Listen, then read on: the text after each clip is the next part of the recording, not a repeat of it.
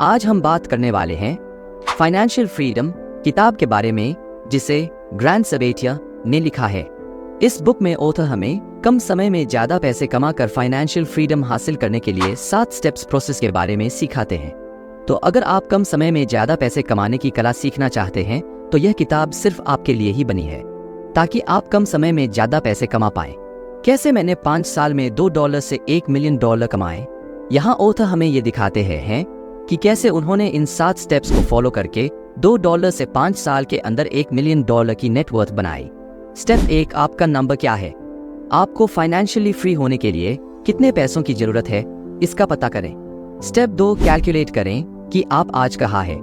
इसकी कैलकुलेशन के लिए आप अपनी नेटवर्थ कैलकुलेट कर सकते हैं। स्टेप 3, कंसिस्टेंटली मनी के बारे में अपनी थिंकिंग को अपडेट करते रहे। स्टेप्स 4, ज्यादा खर्च करने का बजट बनाने के लिए मैक्सिमम सेविंग और इन्वेस्टमेंट करने की प्लानिंग करें। स्टेप 5, 9 से 5 से बाहर निकलने की कोशिश करें और इसकी प्लानिंग करें। Step 6, profitable side business start करें और अपनी इनकम सोर्सेज को डाइवर्सिफाई करें। ज्यादातर लोग ऐसा नहीं करते हैं, बल्कि वो अपने साइड टाइम को किसी और के लिए जॉब करने में लगा देते हैं या बर्बाद कर देते हैं। स्टेप 7, जितना जल्दी हो सके इन्वेस्टमेंट स्टार्ट करें और जितना ज्यादा हो सके उतना करें, क्योंकि जब आप पैसे को इन्वेस्ट करेंगे तो आपका पैसा ज्यादा पैसा बनाएगा और एक समय पर जॉब पर बिना अपना समय ट्रेड किए आप फ्रीली अपनी इन्वेस्टमेंट के जरिए पैसे कमा सकेंगे। समय पैसों से ज्यादा मूल्यवान है। आपको जल्दी रिटायर होना चाहिए और आप कैसे जल्दी रिटायर हो सकते हैं। इस अध्याय में ऑथर बताते हैं कि पैसा अनलिमिटेड है और समय लिमिटेड है, तो अपना समय बर्बाद न करें। ऑथर बताते हैं कि एक एवरेज पर्सन के पास अपनी अडल्ट लाइफ में सिर्फ 25,000 दिन होते अडल्ट लाइफ जीने के लिए, और यही इस बुक का पर्पस भी है कि हमें ऑथर जल्द से जल्द रिटायर होने में मदद कर सके, ताकि हम अपनी जवानी का मजा ले सके। यहाँ पर रिटायरमेंट का मतलब यह नहीं है कि आपको कभी काम नहीं करना पड़ेगा, बल्कि यह है कि आपको पैसे के लिए कभी काम नहीं करना पड़ेगा।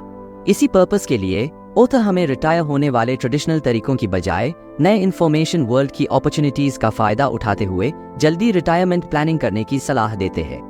क्योंकि ट्रेडिशनल रिटायरमेंट प्लान में 3 समस्या होती है। सबसे पहली कि यह हर किसी के लिए काम नहीं करता। दूसरी यह कि ट्रेडिशनल रिटायरमेंट प्लानिंग में लगभग पूरी अडल्ट लाइफ बीत जाती है, तब कहीं जाकर आप 60 से 65 की एज में रिटायर होते हैं। तीसरी कि आप इसमें जल्दी से रिटायर और अमीर नहीं बन सकते। तो इसलिए ऑथर हमें इसकी जगह अपडेटेड इंफॉर्मेशन वर्ल्ड में जो तरीके काम करते हैं उन्हें अपनाने की सलाह देते हैं, जिन्हें यूज करके लोग हाई स्कूल में या 20 से 25 साल की एज में फाइनेंशियली फ्री बन रहे हैं। तो वो तरीके कुछ इस तरह है। सबसे पहले जॉब के साथ साथ हमें साइड बिजनेस स्टार्ट करना चाहिए। दूसरा, हमें जितना ज्यादा और जितना जल्दी हो सके इन्वेस्टमेंट स्टार्ट करनी चाहिए, चाहे वह रियल एस्टेट में हो, शेयर मार्केट में या कहीं भी। हमें अल्टीमेटली इन्वेस्टमेंट स्टार्ट करनी चाहिए। आपका नंबर क्या है, यह शायद उससे कम हो सकता है जो आप सोचते हैं। जब डेस्टिनेशन क्लियर होता है तभी वहां तक पहुंचने का रास्ता पता किया जा सकता है, और यहाँ पर डेस्टिनेशन का मतलब है आपकी फाइनेंशियल फ्रीडम है। कई लोग सोचते हैं कि फाइनेंशियली फ्री होने के लिए बहुत सारे पैसों की जरूरत है, लेकिन वास्तव में सच्चाई ये है, फाइनेंशियली फ्री होने के लिए हमें अपनी सोच से भी कम पैसों की जरूरत है, जिसमें अगर हम कंसिस्टेंटली सही से मेहनत करें तो आसानी से हासिल कर सकते हैं। इस अध्याय में ऑथर हमें ऐसे पैरामीटर सिखाते हैं जिनकी मदद से हम अपनी फाइनेंशियल फ्रीडम के लिए मनी रिक्वायरमेंट प्लानिंग बनाने का समय निकाल सकते हैं। तो इसके लिए पहला पैरामीटर है अपनी लिविंग लाइफ मतलब सर्वाइवल लाइफ के लिए जरूरी मनी डिसाइड करें। दूसरा कि अपनी कंफर्टेबल लाइफस्टाइल जीने के लिए जरूरी मनी प्लानिंग करें। तीसरा यह कि बिना काम करें रिटायरमेंट के समय आप कितने रुपए मंथली कमाना चाहते हैं। आप अभी कहाँ है, अपने फाइनेंस को क्लियर करें, मतलब कि आप मनी के टर्म्स में और फाइनेंशियल हैबिट्स के टर्म्स में फाइनेंशियली किस लेवल पर है, ये डिसाइड करें और क्लैरिटी के साथ इसका पता करें। सबसे पहले यह पता करें कि आपकी मंथली एक्टिव और पैसिव इनकम कितनी है। दूसरी, अपनी नेटवर्थ का पता करें। नेटवर्थ का पता करने के लिए आप अपने सभी एसेट्स में से अपनी सभी लायबिलिटीज को माइनस करेंगे तो फाइनल नेटवर्थ कैलकुलेशन पर पहुंच जाएंगे। तीसरा, अपनी फाइनेंशियल हैबिट्स का पता करें। इसमें सबसे पहले आप यह पता करें कि पैसे को लेकर आप क्या महसूस करते हैं। एक बार फाइनेंशियल डिसीजन लेने के बाद आप उसे कितने समय तक पूरा कर लेते हैं। कहीं ऐसा तो नहीं होता कि फाइनेंशियल डिसीजन लेने के बाद आप उसे पूरा ही नहीं करते और earning, saving, money making, business और इन्वेस्टमेंट के बारे में आपका थॉट प्रोसेस क्या है। इन सभी का पता करें और जितना जल्दी और जितनी अच्छी तरह हो सके रिच हैबिट्स को अपने जीवन में अडॉप्ट करने की कोशिश करें। चौथा, अपने प्रोफेशनल स्टेटस का पता करें कि अभी आप कहां पर है, मतलब जॉब कर रहे हैं या स्टार्टअप बिजनेस है या कोई बड़ा बिजनेस है। इसका पता करें और अपने आगे आने वाले 2, 3 या 5 साल में आप प्रोफेशनली किस लेवल पर पहुंचकर लोगों को कैसे फायदा पहुंचाएंगे, अपने बिजनेस को बढ़ाने वाले हैं, इसका पता करें। पांचवा, आप कितनी सेविंग और इन्वेस्टमेंट करते हैं और आपकी डिसाइडेड डेट पर फाइनेंशियली फ्री होने के लिए आपको कितनी सेविंग और इन्वेस्टमेंट की रिक्वायरमेंट है, इसका पता करें। छठा, फाइनेंशियल फ्रीडम एडवाइस, इसका पता करें कि अभी आप फाइनेंशियली किनसे सलाह लेते हैं। अपने उन दोस्तों, रिलेटिव्स और फैमिली मेंबर्स से जो खुद फाइनेंशियली स्ट्रगल कर रहे हैं या उनसे जो अपने जीवन में फाइनेंशियली स्टेबल है, और ये डिसाइड करें कि आपको फाइनेंशियली फ्री होने के लिए किनसे फाइनेंशियल सलाह लेने की जरूरत है। पैसा अगले स्तर का, वेल्थ को तेजी से कैसे क्रिएट करें। पैसा इन्वेस्ट करने के बहुत तरीके होते हैं, लेकिन सारे 3 प्रिंसिपल्स पर डिपेंड होते हैं। पहला, इनकम, कि आप कितने पैसे कमाते हैं। दूसरा, खर्च, कि इनकम में से कितने खर्च करते हैं। और तीसरा है सेविंग, कि उनमें से आप वेल्थ बनाने के लिए कितनी सेविंग और इन्वेस्टमेंट करते हैं। तो इसलिए वेल्थ क्रिएशन की प्लानिंग करते समय आपको इन तीनों को ध्यान रखना चाहिए और मैक्सिमम सेविंग्स और इन्वेस्टमेंट पर फोकस करना चाहिए। आइए एक एक करके जल्दी से वेल्थ क्रिएशन के तरीकों को डिस्कस करते हैं।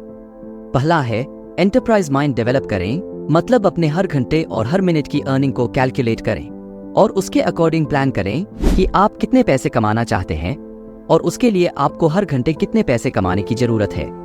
दूसरा है अपनी 9 से 5 नौकरी का ऑप्टिमाइज करें। इसका मतलब कि आप अपनी जॉब को देखें, आप कितनी अर्निंग कर रहे हैं और अपना कितना समय दे रहे हैं। हमेशा याद रखें, क्योंकि समय सीमित है, इसलिए जॉब पर आप सीमित पैसे ही कमा सकते हैं और इसलिए अगर आप ज्यादा पैसे कमाना चाहते हैं तो जॉब के साथ साथ एक साइड बिजनेस शुरू करना बहुत जरूरी है।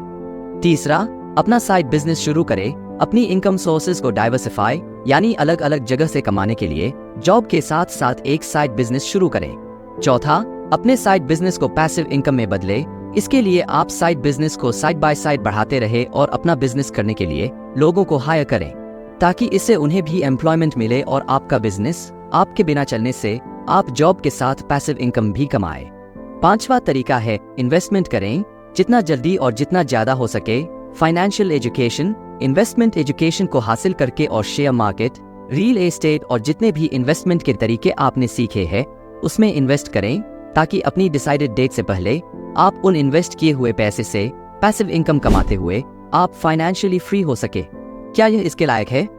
कुछ भी खरीदने से पहले पैसे के बारे में सोचने के 11 तरीके। इस अध्याय का कोट पैसा कमाने के लिए पैसा बचाना है। यहाँ हम ऐसे क्वेश्चंस डिस्कस करने वाले हैं जिन्हें कुछ भी खरीदने से पहले आप अपने आप से ये पूछे तो आपको यह डिसाइड करने में मदद करेंगे कि वह चीज खरीदना आपके लिए फायदेमंद है या नहीं। तो इस सीरीज में पहला सवाल यह है कि यह खरीदारी मुझे कितनी खुश करेगी। दूसरा सवाल यह है कि इस चीज को खरीदने के लिए मुझे कितने पैसे खर्च करने होंगे। तीसरा सवाल, ऐसा करने के लिए मैं अपने लाइफ के कितने घंटे ट्रेड करने जा रहा हूँ। इसका मतलब है कि इसे अफोर्ड करने के लिए मुझे कितने घंटे काम करने की जरूरत है। चौथा, क्या मैं इसे अफोर्ड कर सकता हूँ। पांचवा, इस प्रोडक्ट की कीमत बाकी प्रोडक्ट की कंपैरिजन में कितने % ज्यादा या कम है। छठा, क्या मैं इसे किसी तरह से कम पैसे में खरीद सकता हूँ। सातवां, इसके लिए कितनी कन्वीनियंस की जरूरत होगी, मतलब प्रोडक्ट को लाने और ले जाने और बनाए रखने में कितना खर्च आएगा।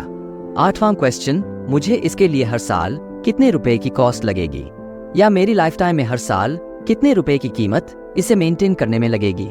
नौवां क्वेश्चन, इस प्रोडक्ट की कीमत कितनी है। 10वां क्वेश्चन, प्रोडक्ट मेरे लिए भविष्य में कितना फायदेमंद होने वाला है। 11वां क्वेश्चन, और यह इस क्वेश्चन लिस्ट में सबसे जरूरी क्वेश्चन है, और वह क्वेश्चन यह है कि भविष्य में यह प्रोडक्ट मुझे कितना समय देगा। इसका मतलब यह है कि यह मेरा कितना समय बचाएगा। तो इस तरह ये क्वेश्चंस आपके लिए सही, फायदेमंद और वर्दी चीज खरीदने में आपकी काफी मदद कर सकते हैं।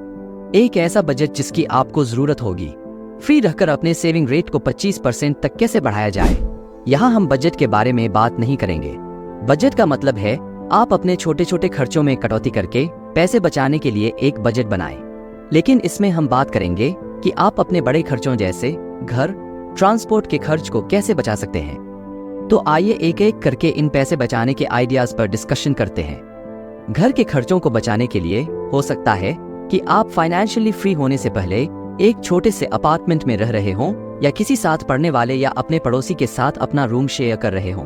कुछ लोग ऐसे होते हैं जो चाहते हैं कि कोई उनके घर की देखभाल करें और बदले में वो रहने के लिए एक कमरे का यूज करेंगे, इसलिए ऐसा घर पाकर आप वहां फ्री में रह सकते हैं।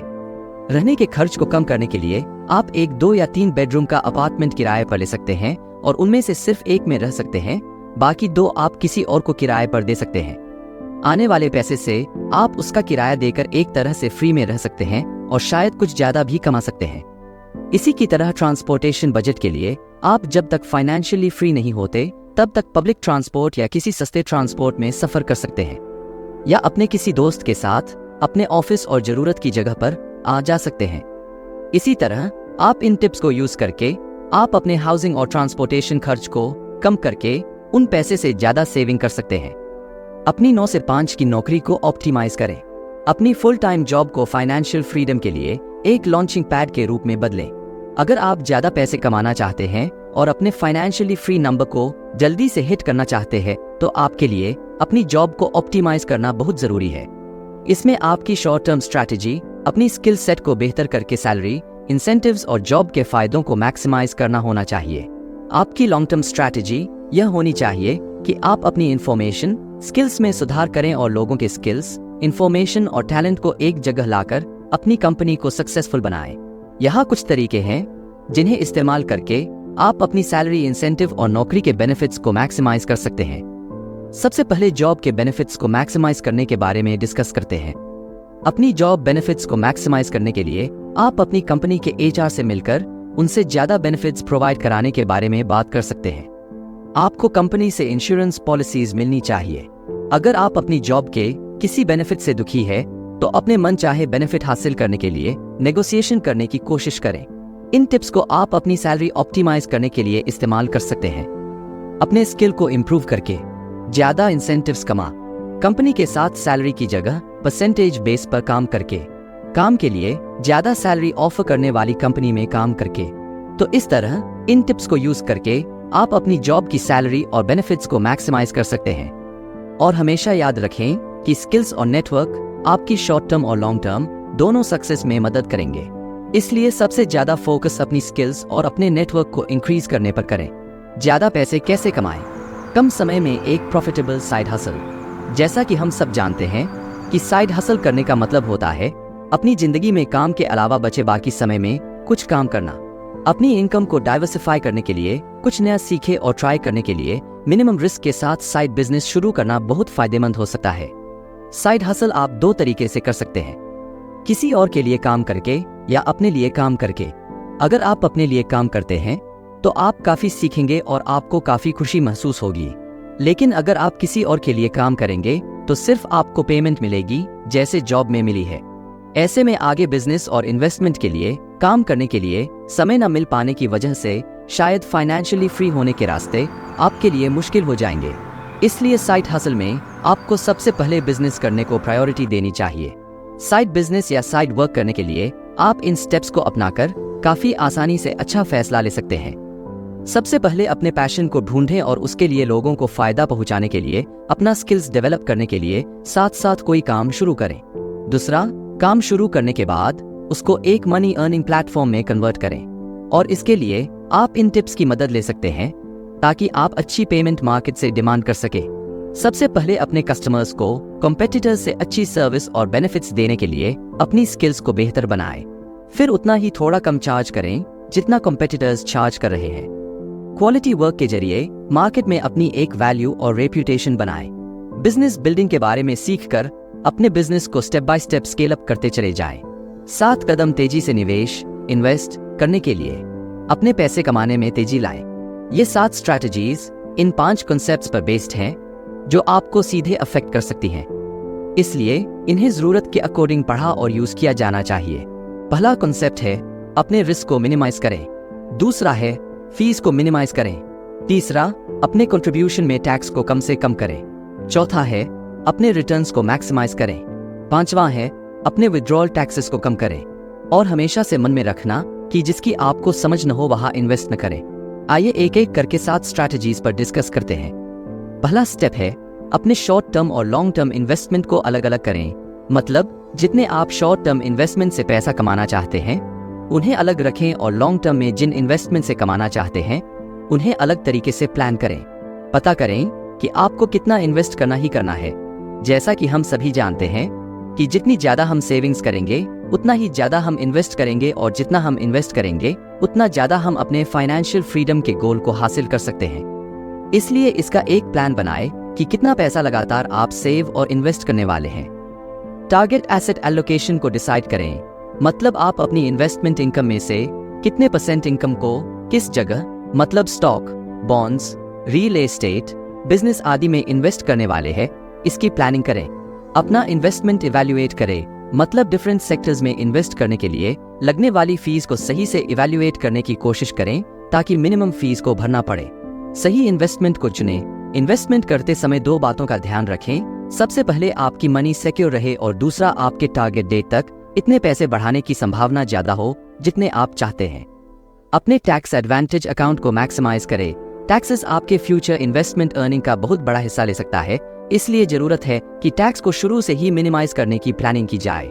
इसके लिए आप tax free contribution investment account खुलवा कर ऐसा कर सकते हैं जिसमें आपको इन्वेस्टमेंट के समय टैक्स नहीं देना होता। टैक्सेबल अकाउंट से इन्वेस्ट करें। टैक्स एडवांटेज अकाउंट सेटलमेंट के बाद अपने टैक्स को मिनिमाइज करने की कोशिश करें और मैक्सिमम इन्वेस्टमेंट अपने टैक्स एडवांटेज अकाउंट से ही करें। रियल एस्टेट इन्वेस्टिंग में $10,000 को लाखों में कैसे बदले। रियल एस्टेट इन्वेस्टिंग आपकी अर्निंग पोर्टफोलियो में डाइवर्सिफाई लाने का एक बहुत अच्छा जरिया है और रियल एस्टेट बाकी सेविंग जैसे स्टॉक, शेयर मार्केट या बॉन्ड, इन सब की तुलना में काफी सेफ और प्रॉफिटेबल है। रियल एस्टेट में इन्वेस्ट करने के 3 तरीके होते हैं। आप प्रॉपर्टी को खरीद और बेचकर पैसे कमा सकते हैं। कम कीमत में प्रॉपर्टी खरीदकर उस प्रॉपर्टी को एक बेहतर घर में बदल के उसे ज्यादा पैसों में बेचकर पैसे कमा सकते हैं।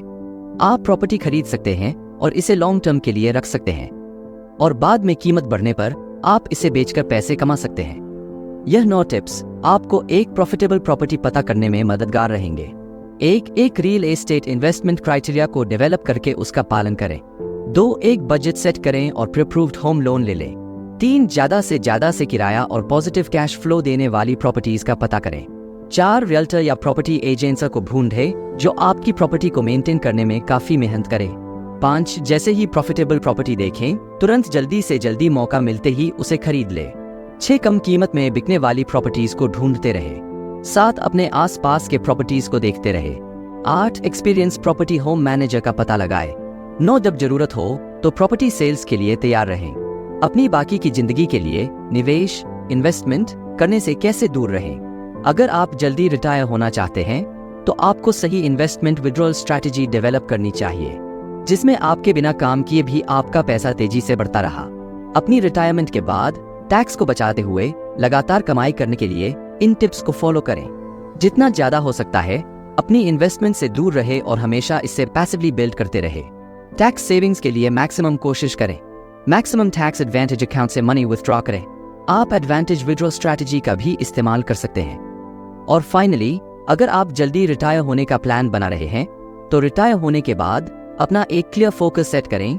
रिटायरमेंट के बाद जाने की आप क्या करना चाहते हैं। उदाहरण के लिए, आप किसी स्पेसिफिक पैशनेट प्रोजेक्ट पर काम करना चाहते हैं, जैसे दुनिया घूमना चाहते हैं या इसी तरह कुछ और रिटायरमेंट के बाद सबसे पहले अपना पैशनेट काम कुछ महीने या साल के लिए करें ताकि आप जल्दी रिटायरमेंट को महसूस कर सकते जो दुनिया के कुछ % लोगों को ही मिलती है।